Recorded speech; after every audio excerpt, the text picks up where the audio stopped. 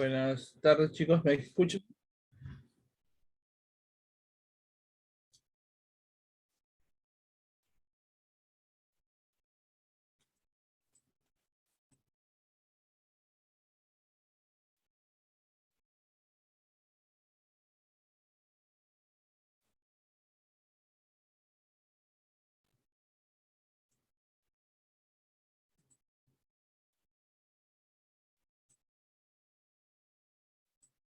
Buenas tardes. ¿Me escuchan? No. Sí, sí, lo he escuchado, doctor. Buenas tardes. Buenas tardes, doctor.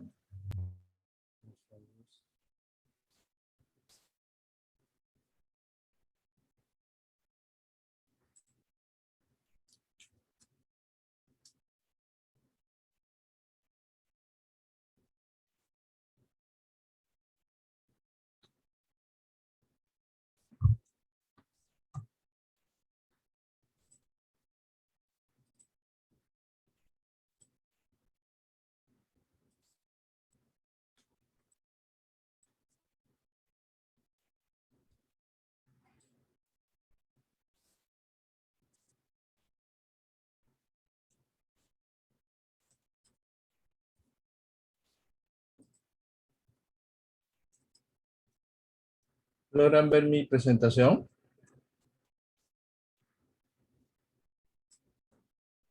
Sí, doctor.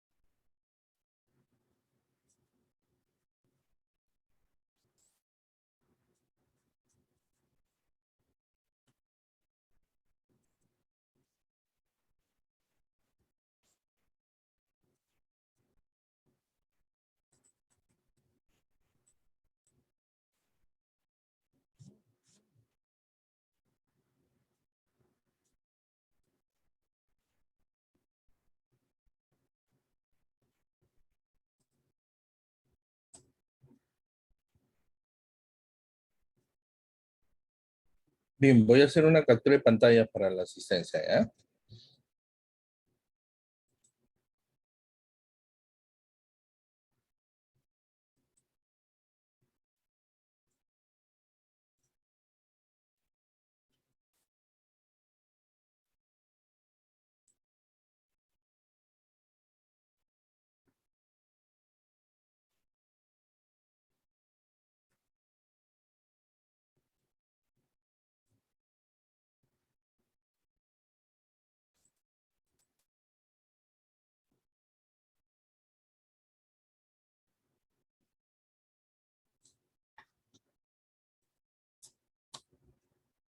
Darín, ¿qué estás por ahí?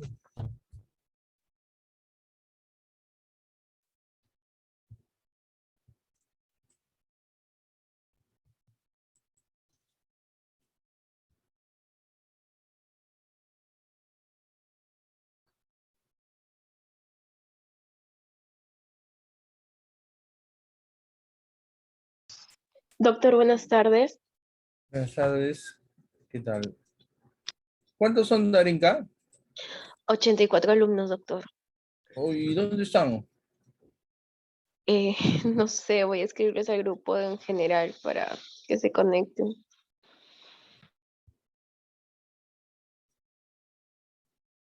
Falta como 20.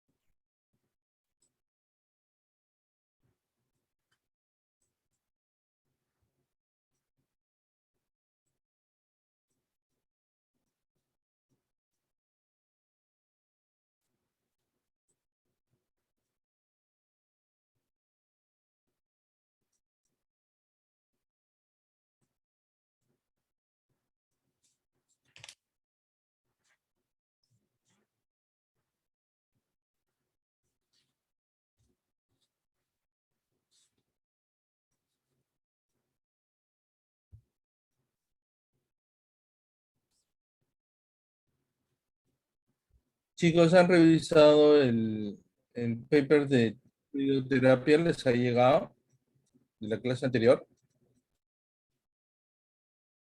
Sí, doctor. Sí, Sí. tiene acá. Bien. También está el de esta clase de tratamiento de dolor, ya hay que revisarlo.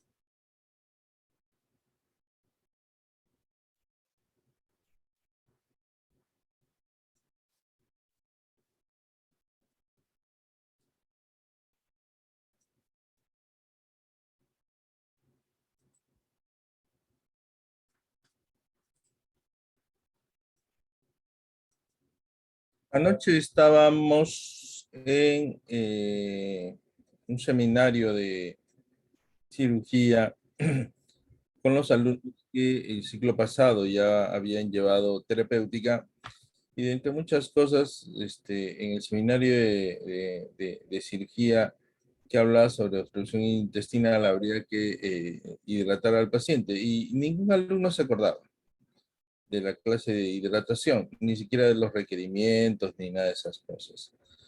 En realidad, bueno, aparte de apenarme, les dije pues que realmente pues era todo un problema enseñarles algo en cosas teóricas si nunca lo ponen en práctica. Y no lo ponen en práctica porque simplemente no van a los hospitales. Y me dijeron de que está prohibido, bueno, ir a los hospitales. Y les dije que en términos generales uno podría decir que sí, pero yo tengo muchos alumnos que están yendo a los hospitales, tanto a las Mercedes como al Mansour Aguinaga, y ¿qué tienen que hacer? Tienen que hablar con sus profesores, pues, ¿no? Para poder ir a los hospitales. En términos generales, yo les cuento una anécdota de que yo también en mi época de estudiante también pasaba esto, no es que sea una cosa extraña.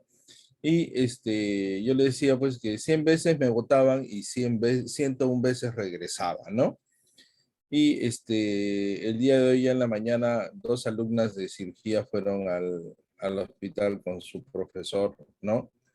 Y en 3 horas de estar allí ya aprendieron al manejo de agua y electrolitos, cosa que así de simple no lo pueden aprender. Y eso también les pasa, supongo que a ustedes, ¿no? Así que chicos, yo sé que el curso de terapéutica no tiene prácticas, pero esto acá es como que yo les enseño a ustedes a manejar y que resulta que no tienen carro y no manejan, ¿no? ¿De qué es? No tiene ningún sentido, ¿no? ¿De acuerdo? Así que hay que preocuparse. Yo supongo que están llevando cursos de clínicas y en esos cursos de clínicas sí tienen sus profesores que están haciendo prácticas hospitalarias y de alguna forma pues deberían de ir, ¿no? ¿De acuerdo? Deberían de ir a hacer prácticas. Bueno, empecemos con esta clase. La clase pasada, jóvenes, habíamos hablado sobre fluidoterapia y les decía que era lo esencial que tenían ustedes que aprender antes de cualquier otra cosa, es aprender agua y electrolitos, a indicar un suero, a colocar un suero, a indicar el goteo, la hidratación, etcétera, etcétera, etcétera, cosas que ya están en condiciones de hacer. Por otro lado, el grupo de medicamentos de analgésicos y antipiréticos están también dentro del grupo de medicamentos de mayor uso. Inclusive muchos de estos son de venta libre, no necesitan receta y lo venden incluyendo en los supermercados, ¿no? Junto con el alcohol, las curitas, el agua oxigenada, etcétera, etcétera, etcétera, ¿no? Entonces, qué vergüenza que los estudiantes de medicina no sepan indicar un analgésico. Hasta el dependiente de la farmacia, que ni siquiera tiene estudios universitarios porque apenas son técnicos en farmacia, ¿no? Indican analgésicos, hasta antibióticos y muchas cosas, y ustedes no. Entonces, esto es algo que hay que poner un poquito de cuidado y énfasis, ¿de acuerdo? El dolor o dolor, tú no eres una maldición, y el dolor es parte innata del quehacer médico, ¿no?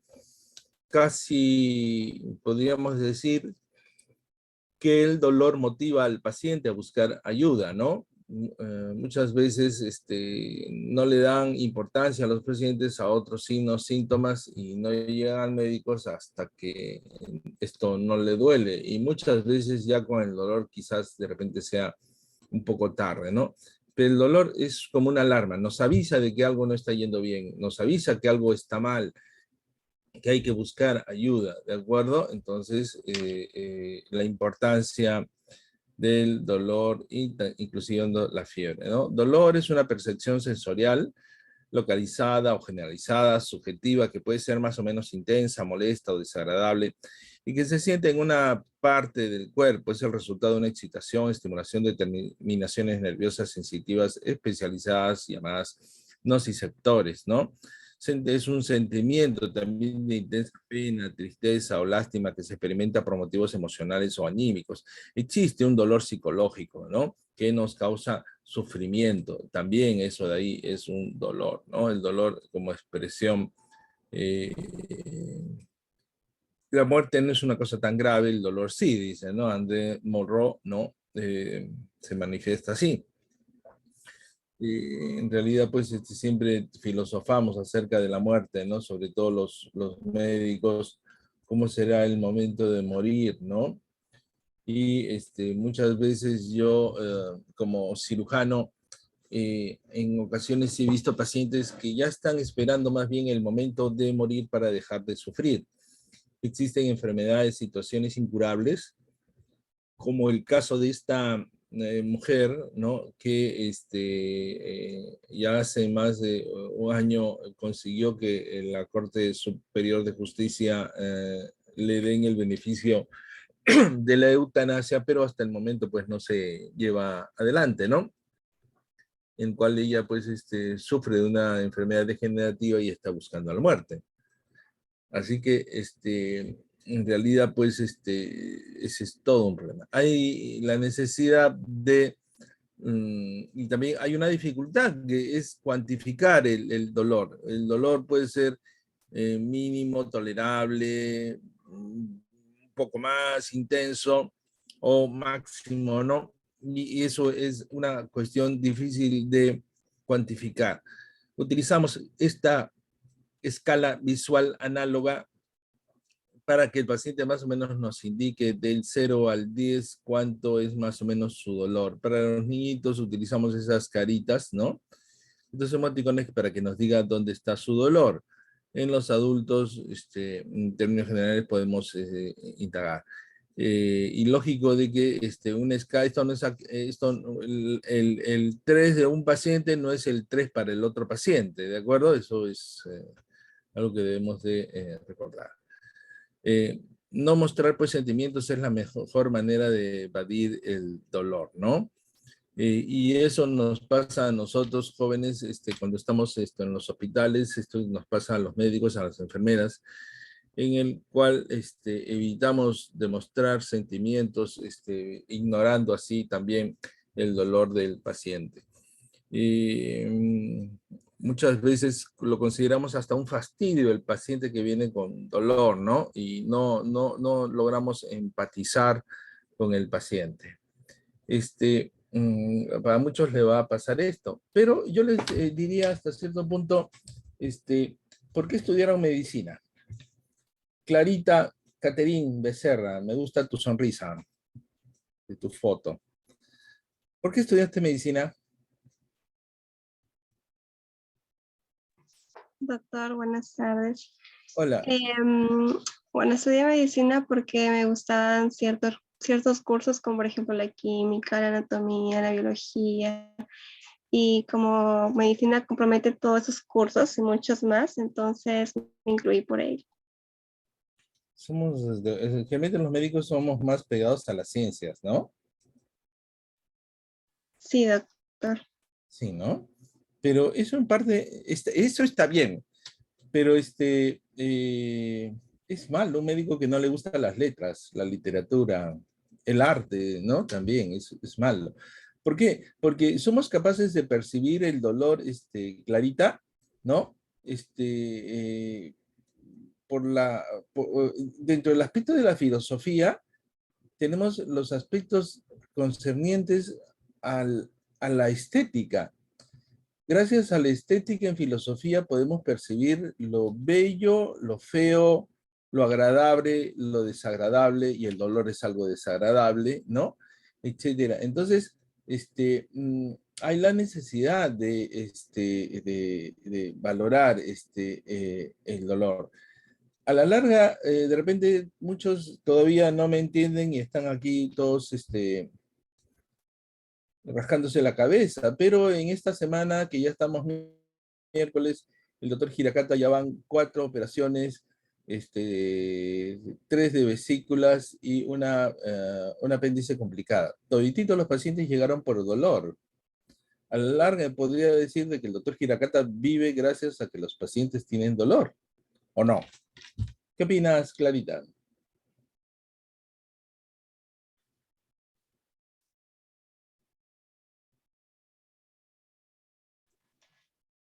Sobre, Nada. sobre lo último que dijo, ¿Sí? bueno, creo que el doctor está presente para ayudar más que todo, ¿no? a las personas que sienten dolor, tienen alguna enfermedad. Entonces, puede que el doctor se beneficie de ello, pero también está brindando ayuda al otro, ¿no? Entonces, Claro, creo que pero, los dos se beneficiarían. claro, pero no sé si considerarlo beneficio, ¿no? ¿Por qué? Porque, Clarita, el abogado se beneficia de qué? De los líos, de los litigios, de los problemas. No deberían existir litigios, ni problemas, ni disputas, y así no existirían abogados. No debería existir el crimen de tal manera que así no existan los policías. No debería existir las guerras de tal manera que no existan las armas ni existan los militares, ¿no? Y por el hecho de que existen, es que existen, existimos, ¿no? Y si no existieran enfermedades, no existiríamos los médicos, ¿no te parece, Clara? Claro, doctor, pero sí existen las enfermedades, Sí. lastimosamente. ¿Y por qué existe el mal? ¿Quién tuvo la culpa?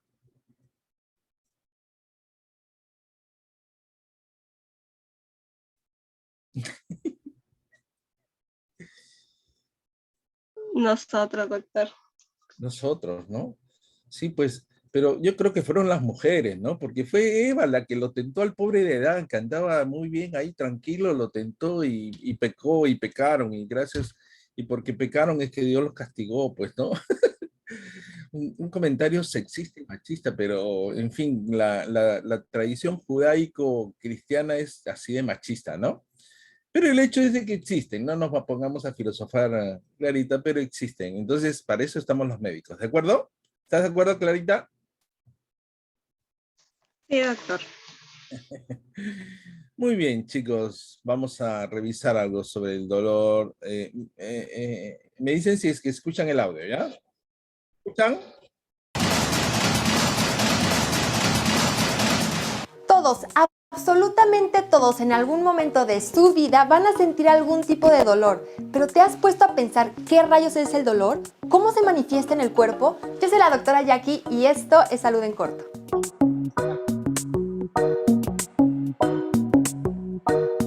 El dolor es una experiencia sensorial y emocional desagradable asociada a un daño real o potencial en alguna parte del organismo.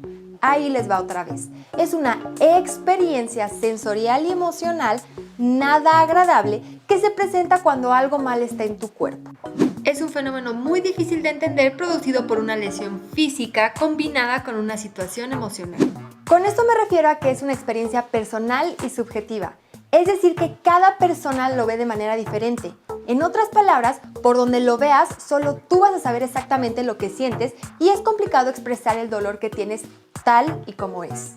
A veces se puede experimentar dolor sin que podamos ver el daño físico evidente. Por ejemplo, el dolor que sentimos en los glúteos cuando estamos sentados por mucho tiempo, o el dolor de cabeza cuando estamos mucho tiempo bajo el sol, o el dolor de huesos con el frío. Incluso la intensidad de dolor puede no ser proporcional al daño original, o donde tú sientes dolor puede no ser el origen de la causa, y así nos podemos ir con millones de variaciones y combinaciones y tipos de dolor. Pero a ver, ¿cómo rayos el cuerpo siente o transmite el dolor? Ok, pues bueno, para no complicárselas, el cuerpo tiene algo que se llama nocioceptores. Estos receptores están en todo el cuerpo: piel, músculos, órganos, arterias. Estos receptores son los encargados de transmitir el dolor.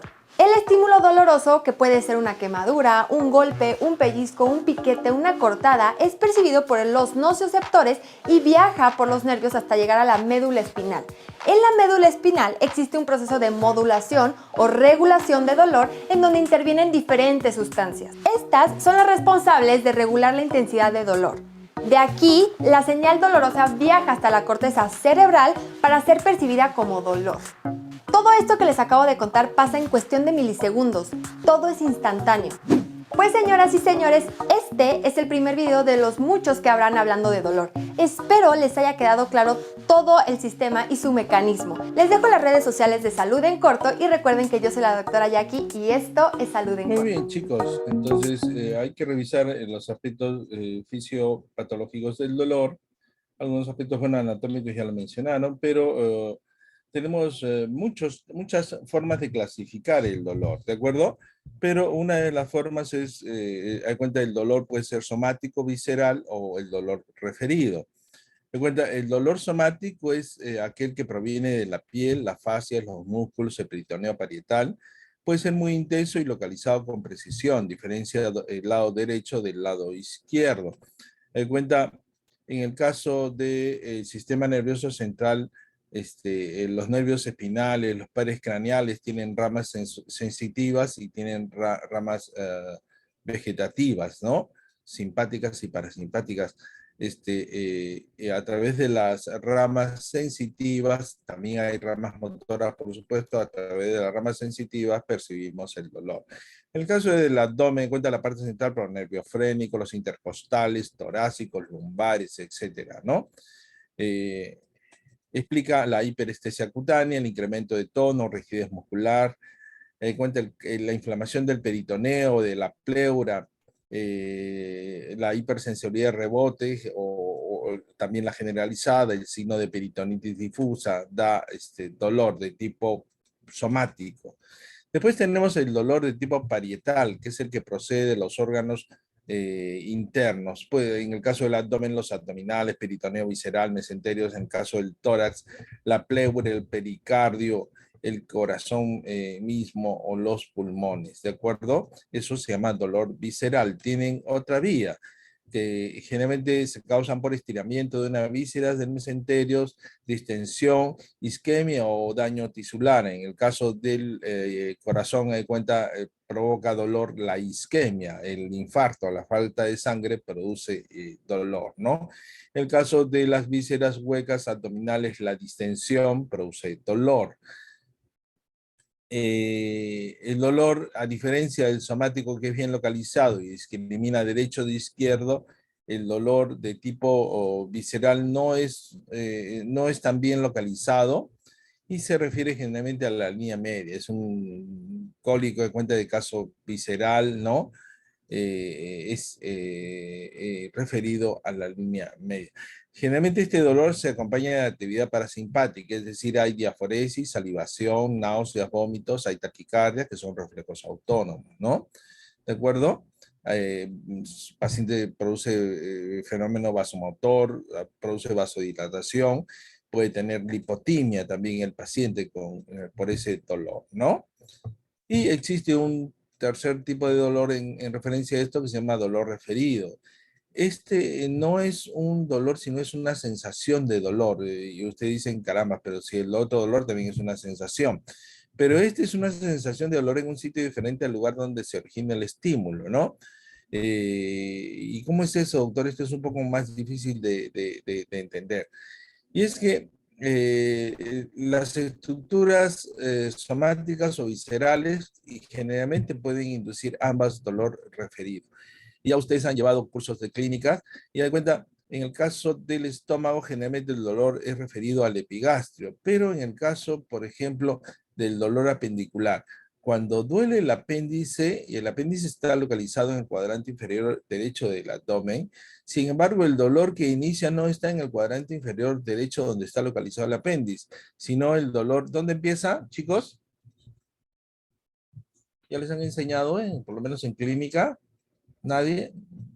En el epigastrio. En el epigastrio. ¿Y por qué duele en el epigastrio? Si los nociceptores del apéndice están localizados en el cuadrante inferior derecho. ¿Por qué duele en el epigastrio?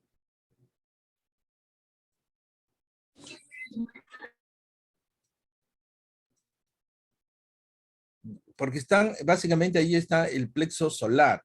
Allí está el cúmulo de fibras que conduce, pero eso se llama un dolor referido. Hay cuenta, cuando duele, hay un cólico vesicular, duele en el cuadrante, en el hipocondrio derecho, pero también ¿dónde puede irradiarse el dolor?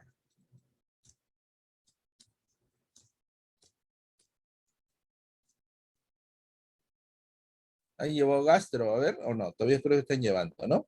Bien, puede irradiarse al hombro derecho, ¿de acuerdo? ¿Chicos? ¿Me escucharon? Estoy hablando solo. Sí, doctor. Ya. ¿Y por qué duele el hombro derecho?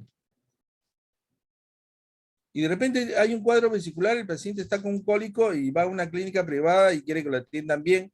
Doctor, ya sí es un cuadro vesicular, en la ecografía sale de ahí. Pero doctor, ¿por qué me duele en el hombro derecho? ¿No sería necesario que me tomen también una ecografía o una resonancia magnética o una tomografía del hombro derecho? ¿Ustedes qué dicen? ¿Sí? ¿Hay que pedirle la tomografía del hombro derecho, la resonancia? No, doctor. ¿Por qué? Si le duele el hombro derecho.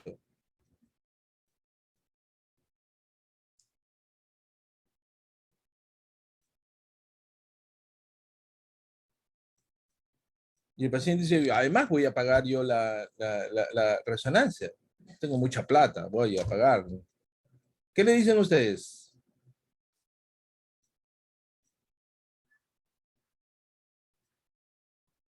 Clara, ¿tú qué opinas, Clarita? ¿No? Entonces, el dueño del resonador dice, sí, doctor, ordene la resonancia. Si lo va a pagar, ya es problema del paciente donde gasta su plata, ¿no? ¿Qué dicen?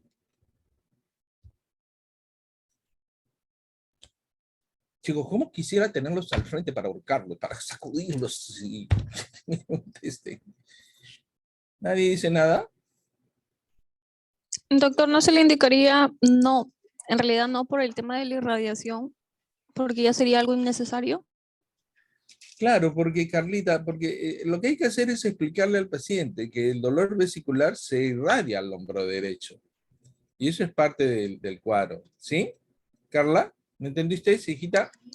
Sí, doctor. Ya, pues, entonces vamos. Ese es el dolor referido, ¿ya? A veces esto es difícil de entender.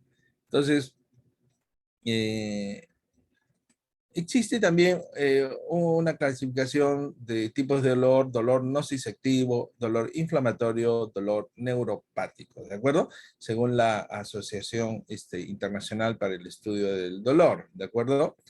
El dolor nociceptivo es aquel que aparece como consecuencia de la aplicación de estímulos que producen daño o lesión en órganos somáticos o viscerales. Es un dolor que frecuentemente cumple una misión de protección. Si es que ustedes se acercan al fuego, los receptores del dolor de la piel rápidamente captan eso y se produce el dolor y uno retira, ¿no? Ese dolor, ¿dónde lo sentimos el dolor? El dolor se siente en el cerebro, dice, ¿no? Pero el cerebro mismo carece de receptores. En términos generales, no, el cerebro mismo, la masa encefálica, no duele. Pero doctor, eso no es cierto porque a mí me duele la cabeza. Yo sufro de migraña y tengo dolor de cabeza. ¿Por qué es eso? ¿Ya llevaron neurología, chicos? ¿Llevaron o no llevaron? Estamos llevando recién, doctor. Ya, ¿y por qué razón duele el cerebro? Si el doctor Giracata dice que el cerebro no duele, ¿por qué si duele? ¿Qué opinas, Norville? Alexander, César, Alberto, no, ninguno de los caballeros. Las chicas, lo que duele, jóvenes, en el cerebro son los vasos. La circulación, los vasos sí tienen receptores y la vasoconstricción, la vasodilatación suele estar acompañado de dolor, ¿ya? Entonces, y cuando uno sufre un pinchazo o se acercan a algo quemado, ¿por qué razón retiramos el miembro afectado? ¿Debido a qué? ¿Cuál es la vía?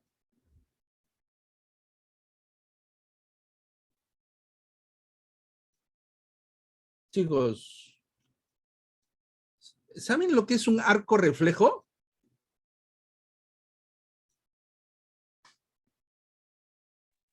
Es la vía de un reflejo. Claro, pero ¿cómo es que no te quemas si tiene esto una misión de protección?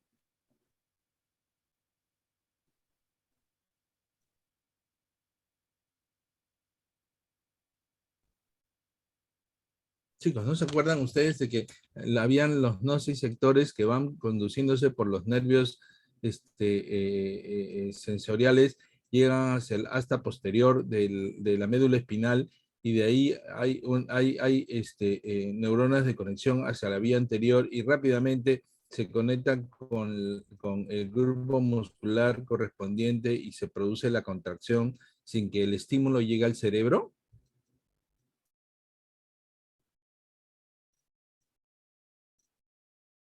Chicos, me voy a jalar los pocos pelos que me quedan en mi cabeza.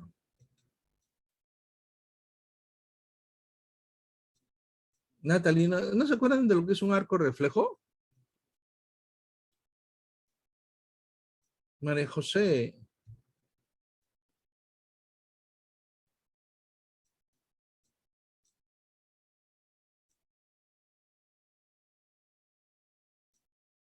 Chicos, vamos Doctor. a ver. Sí, Está constituido por motoneurona alfa y interneuronas también. claro, pero a lo que quiero referirme es de que no necesita ir hasta la corteza cerebral, ¿no te parece? Claro, a nivel nada más de segmentos medulares. Sí. Chicos, yo no sé en realidad, bueno, a ver, levanten la mano los que me están escuchando ahorita, porque los que no levantan la mano los pongo ausente.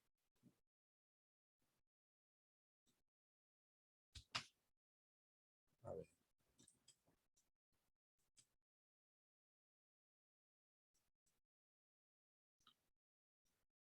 Bueno, perfecto. Están allí, pero es que no les gusta participar a ustedes. Bien. ¿Me escuchan? ¿Me entienden? Sí, doctor. ¿Sí? Sí, doctor. Bueno. Después tenemos, jóvenes, el dolor de tipo inflamatorio, el que sigue a un trauma o dolor posterior a la cirugía, también el que está asociado a enfermedades inflamatorias crónicas. Es indicativo de un problema o enfermedad que comúnmente requiere de una evaluación, un diagnóstico, aunque todo lo requiere de un diagnóstico. El problema está en que no siempre llegamos a un diagnóstico, ¿de acuerdo? Y mucho menos existe el concepto de dolor intratable, ¿de acuerdo? Entonces, el dolor nociceptivo es ese agudo, rápido, que generalmente tiene una función de protección. En cambio, el inflamatorio va asociado a traumas o a enfermedades inflamatorias, ¿de acuerdo? Y existe un tercer tipo que se llama dolor neuropático, ¿no? Que es el que está iniciado o causado por una lesión, ¿no? Generalmente primaria o una mala función del sistema nervioso, ¿ya? Es un dolor que raramente tiene una misión de protección. El dolor neuropático puede aparecer de forma aguda y actualmente está reconocido que el dolor neuropático es una entidad propia y responsable de la cronificación del dolor agudo y puede ser de forma crónica. Y generalmente les estamos diciendo de que el receptor, el nociceptor, responde a un estímulo, ¿de acuerdo? Ese es en el dolor nociceptivo. En el dolor inflamatorio también. Pero en el dolor neuropático el nervio se bloquea. Empieza a mandar estímulos dolorosos sin que haya un estímulo. Chicos, a ver, bajen las manos, por favor. Les voy a estar toda la clase. Levanten la mano, bajen la mano, levanten la mano, bajen la mano para ver si están atentos, ¿ya? Porque si no, no tengo otra forma de saber.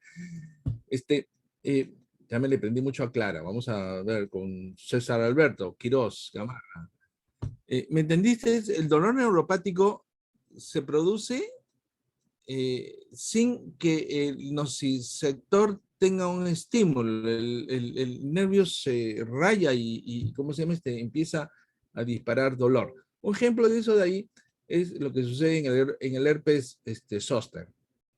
¿Saben lo que es el herpes zóster, chicos?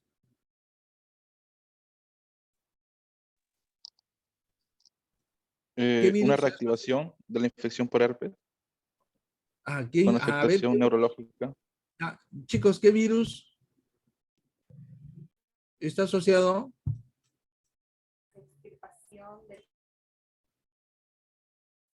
Viruela. El virus de la varicela zoster. Varicela, Clarita, varicela, viruela no, ¿ah? No, claro, de la varicela zoster.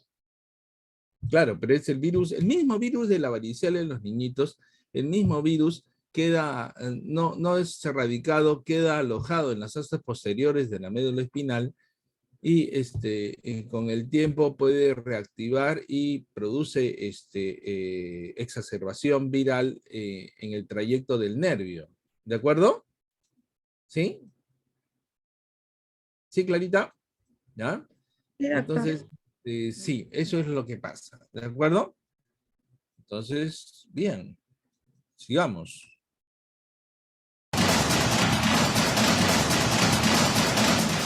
Esta es la continuación del primer video en donde les explico qué rayos es el dolor y cómo viaja por todo el cuerpo. Pero en este video les voy a explicar cuáles son los tipos de dolor. Yo soy la doctora Jackie y esto es Salud en Corto.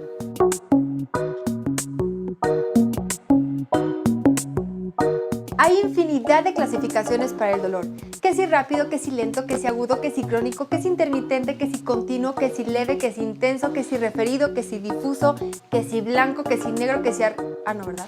Pero existen dos clasificaciones importantes y generales que debo de mencionar. La primera, existe el dolor agudo y el crónico, y esta clasificación se refiere únicamente al tiempo de duración. El agudo es aquel que aparece posterior a un trauma, a un golpe, a una cirugía, a un evento que lo detona inmediatamente y dura máximo 3 meses, no más. Cuando el dolor dura más de 3 meses se clasifica como dolor crónico, es decir, que ha persistido más del tiempo normal de curación. Regularmente es el tipo de dolor que se queda como secuela de una lesión o que acompaña a una enfermedad que no se cura y puede llegar a durar el resto de tu vida.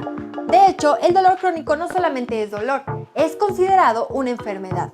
Esto es sumamente importante porque representa un reto terapéutico muy especial. Ahora, esta es la segunda clasificación importante que deben conocer y esta divide al dolor en oncológico y no oncológico. Dentro del dolor no oncológico hay una subdivisión. Neuropático, que es el dolor por lesión nerviosa, por ejemplo en enfermedades como herpes zóster, neuropatía diabética, neuralgia del trigémino o la famosísima ciática. Y el nociceptivo, que a su vez se divide en somático, que es el típico dolor en articulaciones, huesos, músculos y piel, y el visceral, que se refiere a dolor en los órganos como cuando tenemos colitis, gastritis, faringitis, apendicitis, en fin. El dolor oncológico se refiere a dolor por cáncer.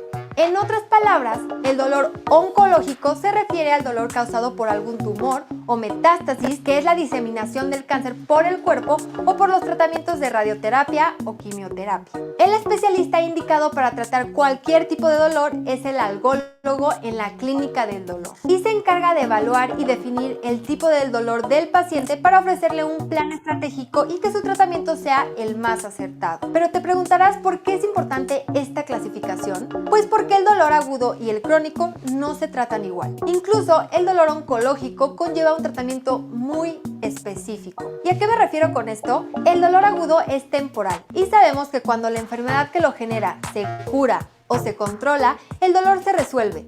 Para este tipo de dolor usamos los típicos analgésicos que están en cualquier farmacia como ibuprofeno, diclofenaco, naproxeno, incluso paracetamol. Con estos analgésicos resolvemos el dolor para un esguince, faringitis, cólico, dolor de cabeza o dolor muscular. En cambio, el dolor crónico no es una respuesta esperada del cuerpo ante una lesión física. El dolor crónico se considera una enfermedad que no se resolverá con un analgésico común y puede requerir tratamiento que involucra antidepresivos,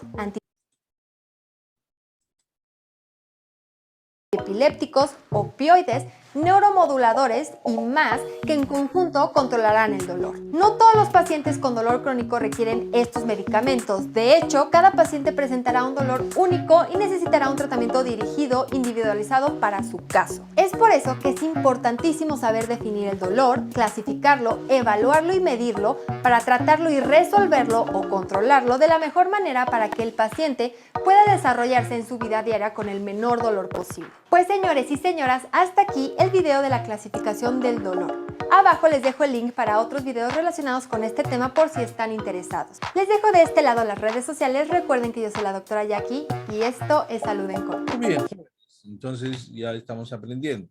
Bien, vamos de frente ya al grano, veamos terapia del dolor.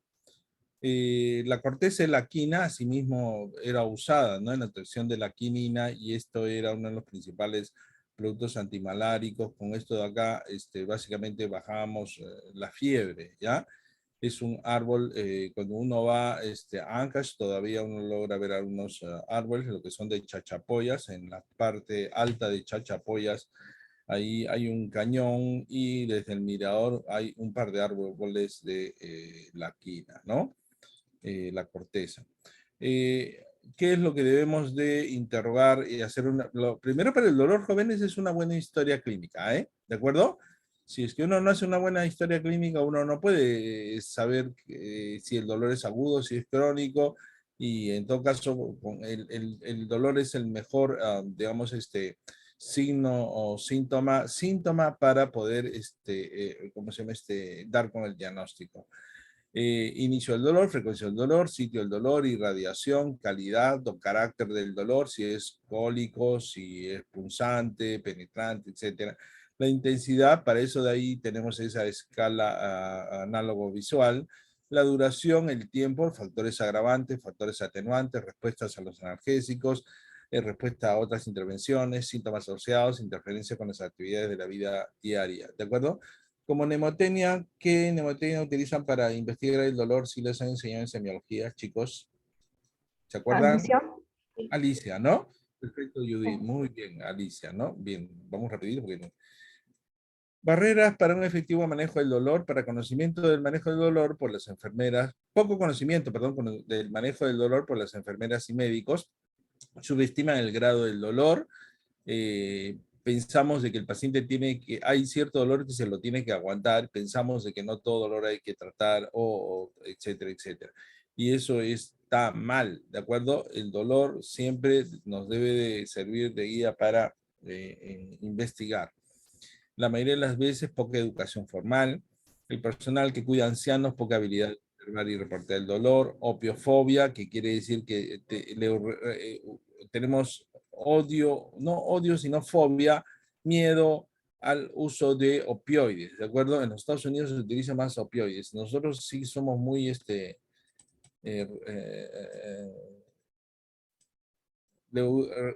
huimos al uso de opioides, ¿no? Un inapropiado reporte de dolor, inexistencia de programas de calidad en dolor, ¿ya? Entonces, también es de que los que escuchan la clase del doctor Hirakata, después de que dan el examen, le hacen clic a todo lo que dijo y todo lo que nos dio, los papeles que tantas noches le costó hacer, y chao, pum, lo mandan para la papelera de reciclaje y chao, de ahí lo botan, ya nunca más. Y después cuando me los encuentro en cirugía, me los estoy ahí jalando. Existe, jóvenes, el dolor hay que clasificarlo. Hay que ver si el dolor es leve, moderado, es intenso o es irruptivo, ¿no?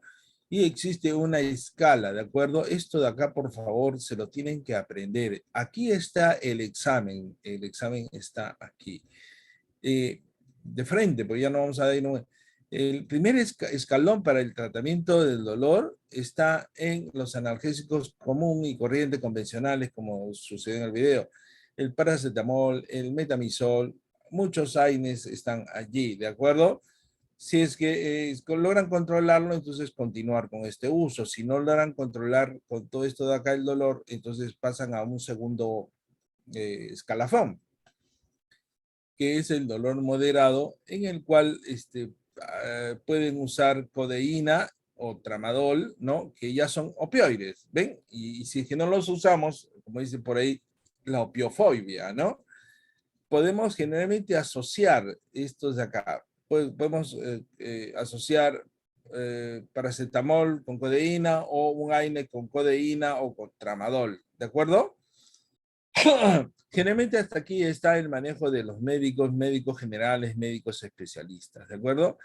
Existen dolores mucho más intensos, y aquí están los dolores oncológicos, pero también están dolores como el caso de las fracturas agudas. El infarto agudo de miocardio también es un dolor muy intenso que hay que calmar. Entonces, en ese tercer escalafón, entonces tenemos otros opioides más potentes que la codeína o el tramadol. Está el fentanilo, la oxicodona, la buprenorfina, está la metadona, la morfina en este caso, ¿no? La morfina es de más, digamos, de uso más sencillo en la emergencia y es el que más se utiliza, ¿ya? Para los infartos agudos de miocardio, etcétera, esos dolores muy intensos. Y como les decía también, el dolor irruptivo en el cual usamos morfina, acción rápida, fentanilo, oxicodona, podemos asociarlos a antidepresivos, etcétera, etcétera, anticonvulsivantes, ya otro tipo de terapia, bloqueo inclusive, ¿ya? En cualquier situación valorar la terapia ayudante, es decir, en el caso de, vamos a hablar sobre el dolor neuropático, el uso de antidepresivos, anticonvulsivantes, metástasis óseas, la aplicación de radioterapia, el uso de fosfonatos, y en el caso de la hipertensión endocrinal, compresión nerviosa, el uso de corticoides. ¿De acuerdo, chicos? ¿Sí? ¿Me entendieron? Levanten la mano los que me entendieron. Los que no me entendieron, no levanten la mano, lo vuelvo a repetir. ¿Me entendieron? Perfecto, me da gusto de que así sean chicos buenos e inteligentes.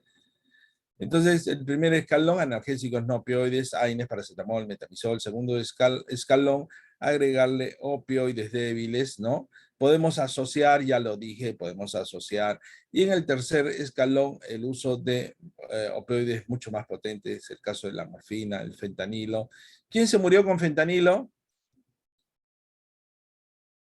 ¿Qué artista famoso?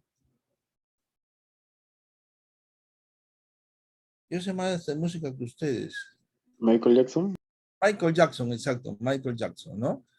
Bien, oxicodona, metadona, buprenorfina, etc. Todos estos pueden asociarse, puede asociarse a los fármacos de primer escalón y esto puede también asociarse a los fármacos de primer escalón. ¿De acuerdo? Entonces, siempre la idea es usar estos, saberlos combinar y sacarle digamos, el mayor provecho. Dentro de los analgésicos más utilizados tenemos la aspirina. Bueno, no es de lo más utilizado hoy en día, pero ahora les voy a explicar por qué. El paracetamol, el metamizol, los AINES como el ibuprofeno, naproxeno, diclofenaco, ketorolaco, ketoprofeno, los meloxicanes, el etoricoxib, y los antiespasmódicos como la iosina N-butilbromuro, como es la famosa buscapina, y la parjaverina clorhidrato, como es el Plidam. Esto es lo que generalmente más se usa.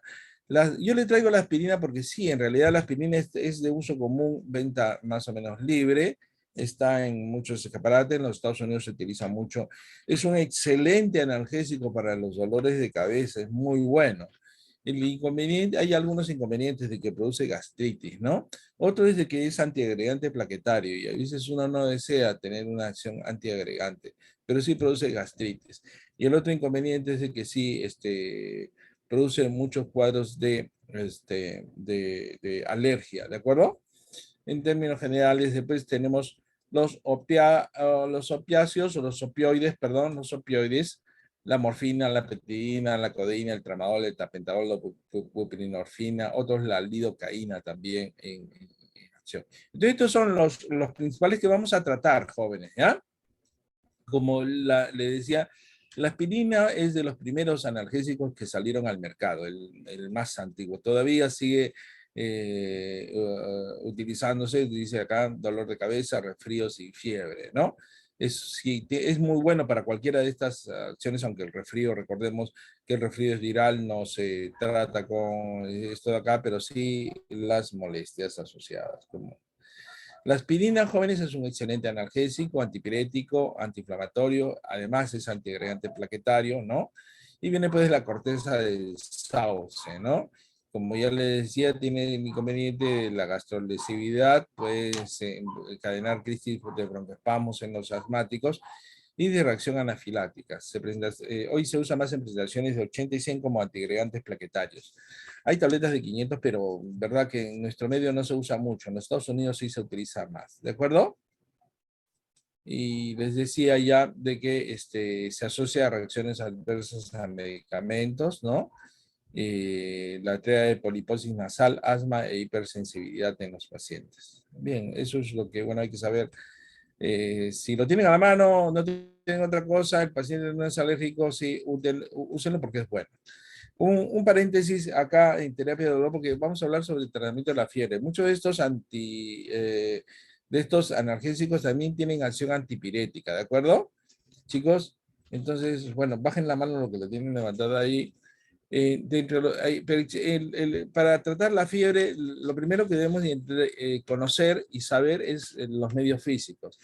El calor, primero hay que tenerlo en un ambiente templado y ventilado, 21 a 22 grados, ya que por conducción se puede perder hasta 15%, aligerar las ropas por convección 5%, desnudar al paciente por irradiación 50% y por evaporación 30%. Es decir, un paciente que tiene fiebre y lo tienen bien abrigado, no va a bajar la temperatura, ¿ya?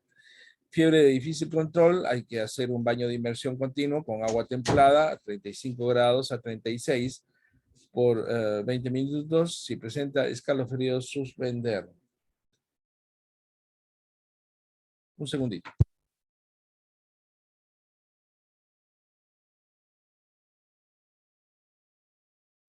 Bien, entonces, chicos, eso es lo primero que hay que intentar cuando uno está en el hospital, o siempre hay que enseñarle fiebre primero por medios físicos, ¿de acuerdo?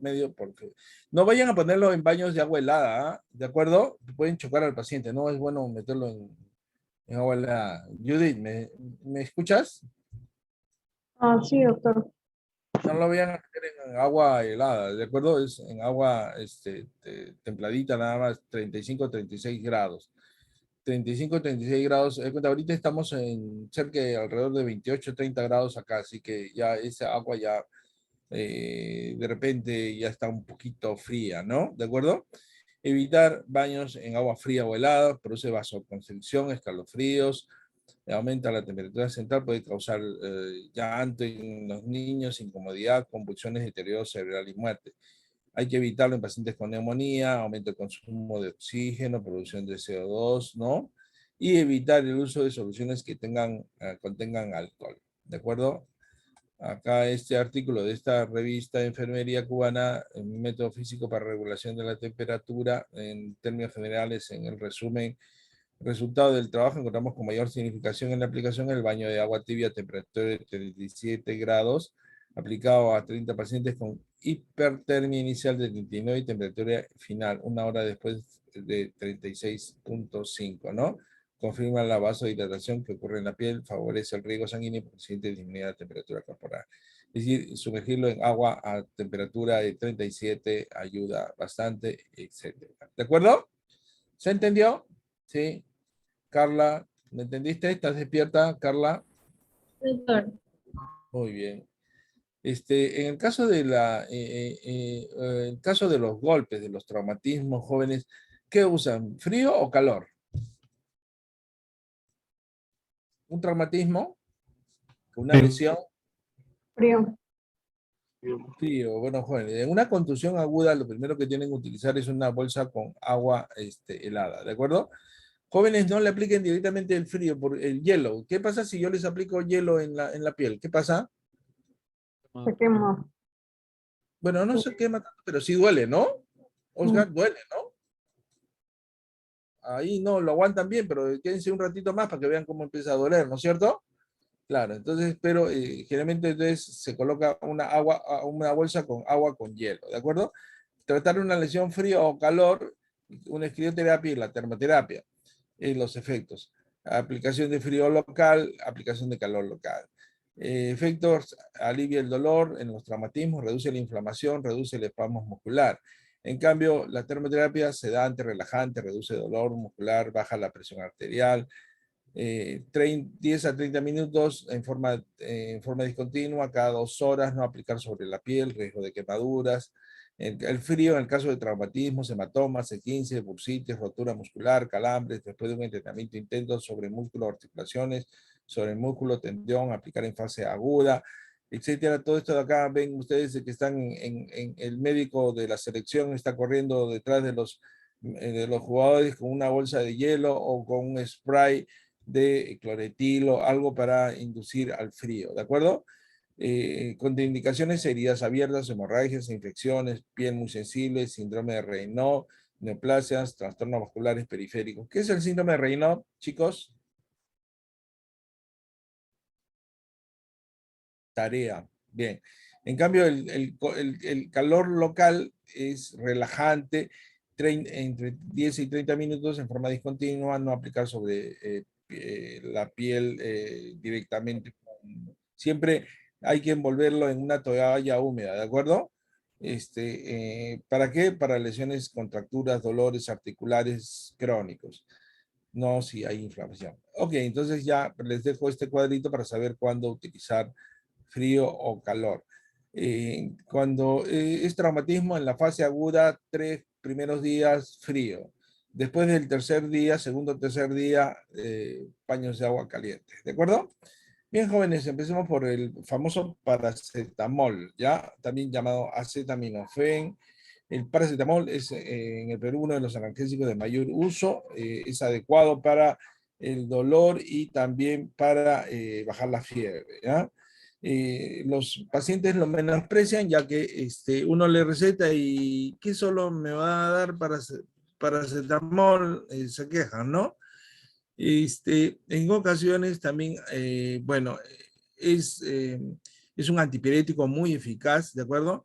Y el inconveniente es que es hepatotóxico en relación a la dosis y el tiempo de uso. Por eso siempre se dice que el paracetamol no hay que utilizarlo más de 7 días, ¿ya? En Europa, 40 tabletas de paracetamol y con eso de ahí se suicidan, ¿no? El antídoto específico es la N-acetilcisteína, ¿de acuerdo? Tiene una actividad analgésica, antipirética, muy poca acción antiinflamatoria, es decir, casi es un analgésico casi puro, aunque tiene cierta acción antiinflamatoria, pero muy débil, ¿ya? Tiene una acción central y periférica, una actividad en el centro hipotalámico termorregulador y promueve la pérdida del calor. Los alimentos ricos en carbohidratos pueden disminuir su absorción, así que no lo tomen con Coca-Cola, ¿de acuerdo? Como analgésico postquirúrgico debe administrarse 1 gramo cada 8 horas sin exceder más de 4 gramos en los adultos y en niños 50 miligramos kilogramos día, ¿ya? En realidad, la dosis más tóxica arriba de los 5 o 6 gramos diarios, pero pueden utilizar 4 gramos diario, es decir, más o menos 8 tabletas al día. Chicos, el gran problema del paracetamol es de que a veces usamos una tabletita y hay que ver para qué. Pues con dolores leves, etcétera, pueden utilizar una tableta, o sea, con fiebre, una tabletita más que suficiente. Pero si es que tienen un dolor de muelas, de preferencia utilicen 1 gramo. Los dolores postquirúrgicos, también 1 gramo. Después de los dolores agudos, por lo menos durante las primeras 24 a 48 horas en adultos, estoy hablando, ¿no? O 1 gramo cada 8 horas, es decir, alrededor de 3 gramos. Recuerden que pueden utilizar hasta 4 gramos. La dosis entre 500 a 1000 miligramos cada 4 a 6 horas, ¿no? Como les decía, dosis máxima adulto 4 gramos, y en niños de 40 a 60, por eso le ponen una media de 50 miligramos, kilogramos día, un máximo de 2 gramos. Doctor, ¿me lo tengo que saber esto así? Sí, sí, se lo tienen que saber, porque es tan común, se lo sabe el dependiente de la farmacia, ¿cómo no es posible que ustedes no se lo vayan a saber? ¿Ya? Presentaciones en tabletas de 500 miligramos a 1 gramo. El común es el 500 miligramos. Hay un producto que se llama Supracal, que vienen en 1 gramo, ¿de acuerdo? En gotas de 100 miligramos por mililitro, 5 miligramos por gota, y en jarabes de 120. Esto es lo que tienen que saber. En el caso de paracetamol, en gotas para los lactantes es 2 gotas kilogramos dosis, ¿ya? 2 gotas kilogramos dosis, así de fácil, ¿de acuerdo? En los adultos ya saben que generalmente de 500 a 1 gramo cada 4, cada 8 horas. Efectos adversos en la sobredosis, asociado a sobredosis: acúfenos, sordera, visión borrosa, erupciones cutáneas, pueden acompañarse de fiebre, lesiones mucosas, neutropenia, pancitopenia, leucopenia, Y recordemos que produce necrosis hepática con sobredosis o un uso prolongado. ¿De acuerdo? Chicos, el famoso Panadol, y hay un montón de productos. Esto me lo tienen que saber. Ahí les dejo de todo, en todo, pero sí, les voy a preguntar todo de todo lo que es acerca del paracetamol. Por otro lado tenemos el metamizol. El metamizol o la dipirona, la famosa dipirona, la novalgina, ¿ya? Que es la dipirona sódica, que sí hay tanto en tabletas como en gotas. Pero el uso más común que nosotros tenemos es las ampollas de dipirona, ¿de acuerdo? De metamizol o dipirona, de generalmente 1 gramo, y ampollas de 2 mililitros. También tienen que saberlo así. Deben de saber que vienen en ampollas de 1 gramo y traen 2 mililitros.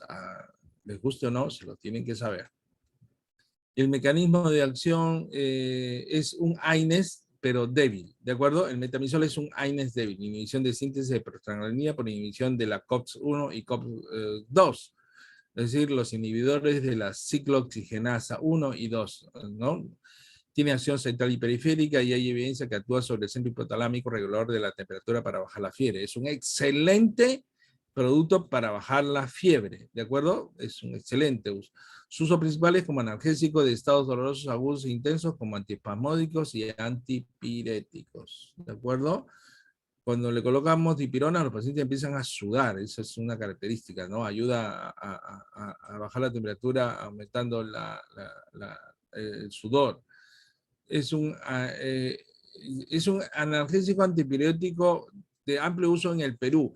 Hay países donde no está aprobado su uso, ¿de acuerdo, jóvenes? ¿Ya? Pero aquí en el Perú sí lo usamos ampliamente. Aquí les voy a decir por qué razón hay un artículo, ¿no?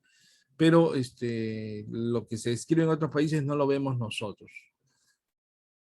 Miren, en Suecia está prohibido para uso humano desde 1974. En Estados Unidos de 1977. La prohibición también está en Japón, Australia, Irán, parte de la Unión Europea. Solo se emplea como droga veterinaria. En cambio, en Alemania, en donde es su país de origen, España, Rusia, Brasil, Israel, es el fármaco más prescrito igual que acá en el Perú. ¿De acuerdo? ¿Me entendieron esto, chicos? Si buscan metamizol en el Goodman-Gilman no lo van a encontrar porque no está aprobado para el uso médico. Levanten la mano los que están despiertos. Carla, ya dejaste tu mano levantada. Carlita es una sabida. Ya, ok. Sigamos. Jóvenes, el metamizol sódico también viene en gotas y en tabletas. En gotas se llama Repriman, gotas, 400 miligramos, 10 mililitros. La dosis es 1 gota kilogramo dosis en lactantes. La del Panadol, la del paracetamol, ¿cuánto era, chicos? 2. En cambio, la del metamizol, la del Repriman es 1, ¿de acuerdo? ¿Ya? Eso hay que saber. Presentaciones, ampolla en genérico, 1 gramo, trae 2 mililitros, dosis máximas 10 gramos, ¿ya? Entre 8 y 10 gramos al día. Productos comerciales, la novalgina, tabletas de 500, igual que el paracetamol, ¿no? Gotas, jarabe, ampollas y el Repriman que viene en gotas, ¿no? ¿De acuerdo? Ya saben, en lactantes, 1 gota kilogramo dosis.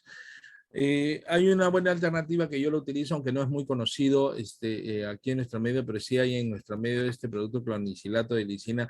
El metamizol, como el paracetamol, puede causar cuadros de alergia y hay pacientes que sí manifiestan que son alérgicos.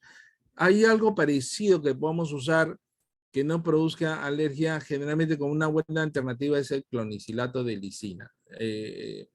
Dorixina se llama en nuestro medio, pero hay otros productos, ¿de acuerdo? Dorixina también. Pueden usar como alternativa en los casos de los pacientes alérgicos, tanto al paracetamol como al metamizol. La presentación, tabletas, ¿no? Dorixina, tabletas de 125 y en ampollas de 100 miligramos. ¿Cuál es el uso? Generalmente 300 miligramos al día. Dorixina, 100 miligramos, intramuscular o endovenoso cada 8 horas. Y también acá cada 8 horas. ¿Sí? ¿De acuerdo? Entonces, jóvenes, tienen, ya sabemos, el paracetamol, ¿no? El paracetamol por un lado, y el metamizol, ¿no? Y el clonicilato de lisina, llevan 3. Siguiente, jóvenes, en la alternativa, el tramadol. El tramadol ya es un opiáceo. Es un analgésico de acción central, no tiene ninguna acción antiinflamatoria, ¿de acuerdo? Es un opiáceo débil, esa es su clasificación, ¿de acuerdo? Su acción es básicamente central, ¿no? Y actúa sobre la recaptación de la noradrenalina y la serotonina, ¿no? Los que están implicados en el control de la transmisión de los nociceptores, ¿de acuerdo? Tenemos ampollas en tabletas de 50 y de 100, ¿de acuerdo? Se pueden partir, ¿de acuerdo? Tramadol, Tramal es el nombre comercial del producto de Grunenthal, pero el principio es tramadol. Existe también el tramadol en genérico, ¿de acuerdo? Igual vienen ampollas de 50 y de 100. Las ampollas de 50 son 50 miligramos en 1 mililitro y la de 100 es 100 miligramos en 2 mililitros. Es igual, simplemente le duplican la dosis. Hay que saber esto de acá en qué volumen viene. Es un muy buen producto, se usa con bastante amplitud, requiere de receta médica, por supuesto, porque es un opiáceo, ¿de acuerdo? Requiere de receta médica en las farmacias. Todos los opiáceos, todos, y el tramal no es una excepción, tienen el inconveniente que producen sensación nauseosa y producen inhibición de la función de la musculatura lisa, por lo que a veces produce el exceso de uso de tramal, produce distensión abdominal, ¿no? Parálisis intestinal, problemas oculares, etcétera, visión borrosa, ¿de acuerdo? Pero el inconveniente es de que produce náuseas. A mí no me gusta por eso usar mucho tramal, y si es que lo uso, hay que utilizarlo con un antiemético, como suele ser el dimenidinato, ¿de acuerdo? Chicos, ¿me escucharon? ¿Sí? Sí, doctor. Sí, doctor. Entonces el tramal viene en vía oral en 50 y 100 miligramos. Hay presentación del tramal long, que es de liberación lenta, de 50 y de 100 también. Y en ampollas de 50 y de 100 miligramos, 1 mililitro, 2 mililitros. Cuando utilicen por vía parenteral, el 50 pueden utilizarlo por vía subcutánea. De 100 se puede usar por vía intramuscular, pero cuando se utiliza por vía endovenosa se va asociado a muchas náuseas y vómitos. Se puede utilizar lento, pero generalmente, como les decía, asociado a dimenidinato para evitar las náuseas. Su primo hermano, el más moderno que ha salido, se llama tapentadol, que es del grupo del tramadol. También es un opiáceo digamos, de acción más lenta, pero la prescripción ya no es cada 8 horas, sino cada 12 horas, ¿ya? Alternativamente se puede usar 8 horas, pero no superar de 500 miligramos por día. Lo usado, es un buen producto, aunque, bueno, así de un montón de ventajas frente al tramadol, no tanto, y es más caro también, ¿de acuerdo? Entonces, el nombre comercial es Paxelis, ¿ya? Paxelis, tapentadol, pero es del mismo productor, de Grunenthal, ¿de acuerdo? Ya pasamos a un opioide más potente, que es la oxicodona.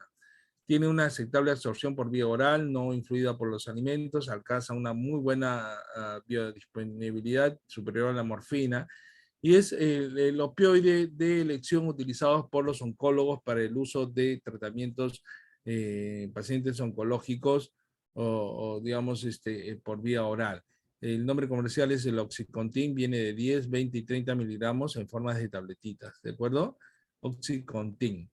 Este es uno de los productos también que en los Estados Unidos está asociado a mayor dependencia de fármacos por parte del personal de salud, tanto enfermeras como médicos, ¿no? ¿Quién se pepea? ¿Qué personaje de serie de televisión se pepea? ¿Sí? ¿No saben? Doctor House, ¿no es cierto? Doctor House, ¿no? Sí, ¿de acuerdo? Muy bien. Chicos, la morfina es un analgésico opioide de tercer escalón para el tratamiento de dolor de uso inicial para el infarto agudo de miocardio, analgesia perioperatoria. Y en los Estados Unidos como analgesia de postoperatoria es de primera elección. Deberíamos de utilizarlo más. Acá no hay la costumbre de utilizarlo, ¿de acuerdo? Para el dolor agudo, ¿no? Un bolo intravenoso de 2,5 cada 5 minutos hasta que sea el dolor. Después perfusión intravenosa, dosis de 5 a 15 miligramos en 30 minutos. Se da en bolos, ¿de acuerdo? En bolos. Pero es un muy buen analgésico, pero hay el prejuicio de utilizar acá en nuestro medio, hay opiofobia, ¿no? No lo utilizamos. Pero en caso de infarto agudo de miocardio, paciente que viene con un dolor brutal, debe de utilizarse morfina, jóvenes. Existen acá, bien, centro de atención farmacéutica en el Digemid, morfina clorhidrato, inyectables de 10, 20 miligramos, ¿no? Como clorhidrato de morfina, en tabletitas también, y en líquidos oral como sulfato de morfina. ¿De acuerdo? Lo que tienen que saber es que también, por supuesto, que requiere receta médica especial para narcóticos. Y la iosina butibromuro, la buscapina, es un antiespasmódico. No le voy a decir mucho por tiempo. Hay tabletas comprimidos de 10 y ampollas de 20 miligramos. Y la pargeverina clorhidrato, que es el Plidan, también es famoso. Vamos con algunos AINES jóvenes que lo vamos a repetir en la próxima clase, pero estos AINES tienen muy buena acción analgésica, por eso lo he puesto acá, ¿de acuerdo? Tanto el ibuprofeno como naproxeno son AINES, lo vamos a ver en la próxima clase, pero se utiliza mucho como analgésicos y antipiréticos. Ambos son muy buenos analgésicos y antipiréticos, ¿de acuerdo? El ibuprofeno viene en tabletas de 400 miligramos y el naproxeno viene en tabletas de 275 y de 550 miligramos, ¿de acuerdo? El naproxeno es ampliamente utilizado por las chicas. ¿Para qué cosa, chicas? ¿Para qué usan el naproxeno? El Apronax. Para los cólicos menstruales. Para los cólicos menstruales, sí, para los cólicos menstruales sí tiene muy buena acción. El ibuprofeno también, pero por alguna razón el naproxeno tiene muy buena acción para los cólicos menstruales. Así como el té de una hierbita, ¿para qué? ¿Qué hierbita sirve para los cólicos menstruales, chicas? Clase terapéutica. Orégano. El orégano, ¿no? Las chicas saben, ¿ven? Sí, El té sí, de hace rato orégano. estaba en clase, pero ahorita ya no. Bueno, a ver, está alguien por ahí. El diclofenaco, jóvenes, esto es algo que también anótenlo, es un AINES, es un típico AINES, pero que tiene una excelente acción analgésica, sobre todo también para los dolores espasmódicos. Según el doctor Hiragata, yo lo uso ampliamente asociado al metamisol para los cólicos vesiculares o ureterales. Muchas veces uno dice cólicos de la vesícula o cólicos del uréter por cálculo, están utilizando Plidan o buscapina, y yo siempre le digo a los médicos que están en emergencia, no, la buscapina ni el Plidan son muy buenos para los cólicos vesiculares o los cólicos renales. En realidad sí, pero mejor es la asociación de metamisol con diclofenaco. ¿De acuerdo? ¿Ya? ¿Tomaron nota de lo que dije? Sí, doctor.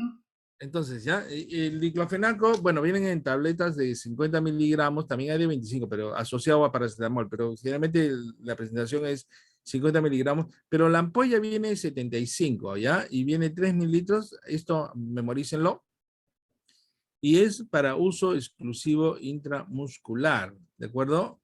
¿Ya? Intramuscular. Pero en la práctica, jóvenes, yo he visto colocar endovenoso asociado a metamisol y no pasa mayor cosa, no sé, los peruanos somos bien, como se dice, somos bien recios, ¿no? Pero recuerden de que el uso la presentación dice para uso intramuscular. Y la dosis es cada 12 horas, es decir, la dosis es 175 miligramos en 24 horas. Entonces, aprendan diclofenaco rápidamente, intramuscular, y máximo 2 ampollas. Eso es lo que tienen que saber del diclofenaco, ¿de acuerdo? En tabletas, sí, 50 miligramos 3 veces al día, la dosis máxima 150. Si se pasa, produce gastritis, no que vayan a sangrar, pero sí produce gastritis. Diclofenaco en tabletas de 50 miligramos y ampollas de 75, recuerden, intramuscular máximo 2 al día, ¿de acuerdo? Otro muy bueno, jóvenes, es el ketorolaco. El ketorolaco viene tanto en tabletas como en ampollas, ¿de acuerdo? Y este sí es para dolores moderados a severos por no más de 5 días. Los AINES se asocian a problemas cardíacos, entonces no hay que usarlos por mucho tiempo. Tiene acción también antiagregante y es mejor no usarla en pacientes con accidentes cerebrovasculares o con sangrados, ¿ya? Menos con sangrado activos o etcétera.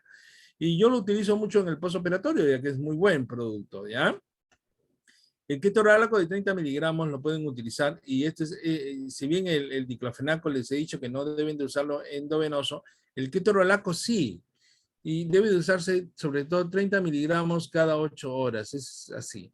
El ketorolaco de 60, ampolla de 2, uso endovenoso o intramuscular, pero generalmente para analgesia endovenosa, 30 miligramos endovenoso. Pueden asociarlo al metamizol también, 2 gramos de metamizol cada 8 horas y 30 miligramos de ketorolaco es una excelente analgesia para un paciente postoperado, ¿de acuerdo? Fractura, un traumatizado, ¿de acuerdo? En el caso de cólico renal o cólico vesicular, le decía, asociar metamizol con diclofenaco. ¿Cómo? Hay varias alternativas. Una ampolla de metamizol con una de diclofenaco intramuscular. Esa es una alternativa. 2 gramos de metamizol endovenoso con una ampolla de 75 intramuscular es otra alternativa. Otra alternativa en el caso de estas cosas también es metamizol intramuscular o endovenoso y colocar ketorolaco también en forma endovenosa. Todo eso en un volutrol, ya saben lo que es un volutrol, ¿de acuerdo? Entonces, ven chicos, aquí ketorolaco de 30, ketorolaco de 60, etc. Últimamente salió un producto también, el ketoprofeno es otro parecido al diclofenaco, es un muy buen analgésico, viene en tabletas, vía oral, ketoprofeno de 100 y vienen en ampollas de 5 mililitros para uso endovenoso o intramuscular. Pero en el caso del ketoprofeno, el único que se utiliza por vía endovenosa es ese producto comercial que se llama Profenil, ¿de acuerdo? Hay que tener cuidado. Y es un excelente analgésico, un excelente. Ahora, otro, como dice el paisano, más mejor es el dexketoprofeno. El dexketoprofeno, sí es un producto que ha salido más caro que el ketoprofeno, que es más barato, pero sí es muy buen producto, a eso sí lo hemos utilizado, ¿ya? Ambos hay que... El ketoprofeno en tabletas y ampollas de 100. El dexketoprofeno vienen en tabletas de 25 y en ampollas de 50. Y esto sí es para uso intramuscular o endovenoso. Se llama Ketese y es un muy buen producto, ¿de acuerdo? Entonces, si están con un paciente con dolor, si ustedes llegan con un dolor y doctor, por favor, este dolor está que me mate, quiero que me lo ya calme de una vez, etcétera. Entonces, sí, conseguir metamizol y dexketoprofeno, que es el ketese, es una muy buena alternativa. El ketese ampolla alrededor de los 35, 40 soles, más o menos, ¿no? Pero es un muy buen producto, ¿ah? Vale, sí, su peso en oro, ¿ya? Ketese, dexketoprofeno, 50. Y como les decía, tenemos el Pridan compuesto, que es la parjaverina, ¿no? Ya viene con clonicilato de lisina, ¿no? Y también es un muy buen dolor. Algunos minutitos, algunas palabras para el dolor neuropático, que les decía yo que el dolor neuropático es ese dolor cuando el nervio se raya y empieza a transmitir señales de dolor y no hay estímulo, ¿no? Ese se llama dolor neuropático. 4 grupos de fármacos clasificados de acuerdo para la acción acá, ¿no? Uno es en los receptores periféricos, fármacos de uso tópico como lidocaína y capsaicina. ¿Quién ha escuchado la capsaicina? Jóvenes, ¿dónde está? ¿La capsaicina dónde está?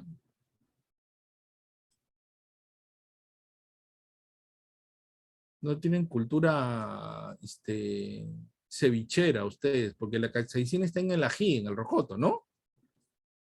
Otro, las fibras periféricas, bloqueantes de canales de calcio, como la carbamazepina y la oxcarbamazepina, que en términos generales son anticonvulsivantes, ¿no?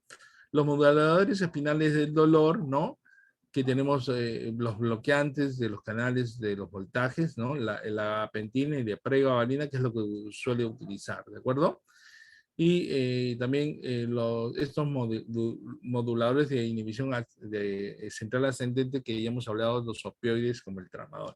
Entonces, en el caso del dolor neuropático, en el caso de la neuralgia del trigémino, la carbamazepina ha demostrado una excelente eficacia. Entonces, y aquí los medicamentos de primera línea, ¿no? Y generalmente los inhibidores de la serotonina, ¿no? Los antidepresivos tricíclicos, los antiepilépticos, los anestésicos de uso tópico, con los parches de capsaicina y los opioides. ¿Qué utilizamos en nuestro medio, jóvenes? Pregabalina, pregabalina en el uso de del dolor neuropático. En cuenta la neuritis post-herpética, ese dolor que queda después del herpes, y que recordemos de que ni bien vemos un herpes, tenemos que hacer profilaxis para que se vaya a evitar que se vaya a la cronicidad, ¿no es cierto? Y dentro de, de las diversas alternativas que hay para evitar esa neuritis post-herpética están los corticoides, ¿no? Y entonces la pregabalina ya requiere de cierta, básicamente, evaluación por neurología para su uso en medicina. Y tenemos también la gabapentina, ¿de acuerdo? La gabapentina. Muy bien. En la práctica, recordemos, jóvenes, pues en resumen, en la práctica sí que se requiere calmar un dolor traumático, primero averiguar por contraindicaciones o reacciones adversas al medicamento, es decir, pregúntales si que son alérgicos a algo que van a utilizar, averiguar por los antecedentes patológicos, si que hay coagulopatías, enfermedades ulceropéticas. De no haber contraindicaciones, entonces coloquen una vía. ¿Qué vía? Cloruro de sodio al 9 por 1000, y aplican metamizol 2 gramos endovenoso en Volutrol en 20 minutos. ¿De acuerdo? 2 gramos. ¿Cuántos mililitros tiene cada ampolla de metamizol, chicos? ¿Lo hemos dicho? ¿No tomaron nota? 2 mililitros, doctor. 2 mililitros, sí. Y pueden utilizar un AINES analgésico. Puede ser diclofenaco, ketoprofeno o desketoprofeno. Ya se los dije también. Entonces, un AINES asociado al metamizol. Y yo siempre considero aplicar un inhibidor de Brom-by protones, que uso generalmente omeprazol 40 miligramos endovenoso, pero no vaya a hacer una gastritis. ¿De acuerdo, chicos? ¿Entienden esta parte? Sí, doctor. ¿Ya? Y para dolores viscerales, primero hacer una buena historia clínica, antecedentes y generalmente una vía. Y pueden utilizar tramadol 100 miligramos en Volutrol en 20 a 30 minutos, dimidinato 50 miligramos en ampolla, y considerar aplicar un inhibidor de bombas de protones. Bien, chicos, yo creo que si es que han entendido esta partecita, por lo menos tienen lo esencial. Hay mucho más información en el PDF que les estoy proporcionando. Por favor, léanlo, que también les pregunto. Preguntas. ¿Qué desean saber? ¿Qué les duele? Tener que estudiar. Para eso no hay analgésico. ¿Ya? Que el novio o la novia les rompió el corazón. Para eso una cerveza o una buena emborrachada es lo mejor.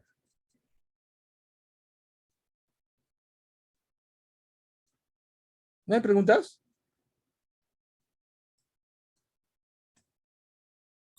Doctor, una pregunta. Sí. En caso de que el paciente sea alérgico a los AINES, ¿qué se le puede poner? ¿Tramadol? ¿Ya? Claro, la alternativa también, yo uso clanicilato de lisina, lo que les había dicho. Ahora, bien raro ese paciente que es alérgico a todo, ¿no? Por eso también hay que hacer una buena historia clínica, ¿de acuerdo? Es decir, ¿qué hay? Me he encontrado con pacientes que sí son alérgicos a un montón de AINES, ¿de acuerdo? Inclusive metamizol, etcétera. Y con miedo, bueno, a ese paciente que yo lo he operado, generalmente le hago comprar clonicilato de lisina y en el mismo quirófano le digo al anestesiólogo que empecemos a utilizarlo. Puesto que si le va a dar una reacción adversa al medicamento, el lugar más seguro para un paciente para hacer una reacción adversa al medicamento es el quirófano con el anestesiólogo ahí al lado. Lo podemos tratar rápidamente. ¿De acuerdo? Si es que no hace nada, entonces utilizo clonicilato de lisina. Si es que todavía hay miedo, cosas así, entonces utilizo tramadol. Pero recuerden que para utilizar tramadol me va a dar náuseas, vómitos, tengo que tener cuidado con esas cosas. ¿Sí? ¿Te respondí? Sí, doctor, gracias. Muy bien. ¿Alguna otra pregunta?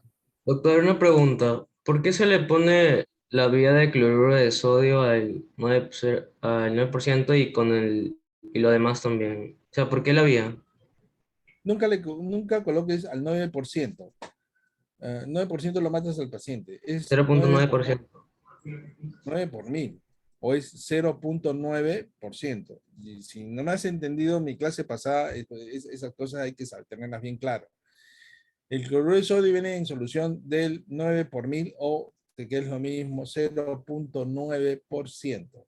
¿Y por qué se lo coloca? A ver, ¿por qué? Porque hay que colocarle una vía, pues porque no le va, tú le pones el metamizol en bolo 2 gramos, se lo metes directo en una ampolla endovenoso, no debes de colocarlo así. El paciente puede hacer lipotimia, se desmaya, etcétera, etcétera. Para colocar 2 ampollas de metamizol se lo debes de colocar en un Volutrol con 100 a 200 mililitros de cloruro de sodio y se lo pasas en 20 minutos, es decir, endovenoso lento. ¿De acuerdo?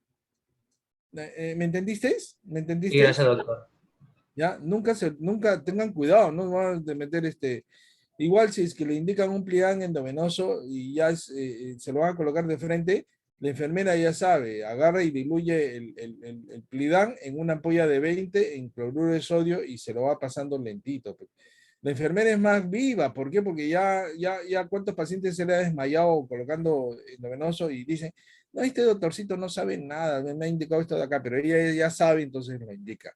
Por eso jóvenes tienen que saber, ustedes dar buenas indicaciones, pero la enfermera se da cuenta, no es onza. ¿De acuerdo? Bien, chicos, nos vemos. Tengo que entrar a la cirugía. Disculpe que les corte. ¿Sí? Clarita, me he perdido contigo. ¿Me entendiste mi clase? Sí, doctor. Ok, muy bien. Lean mis apuntes, ¿ya? Ya nos vemos, cuídense. Hasta luego, Hasta luego. Gracias, hasta luego, doctor. Todos nos vemos.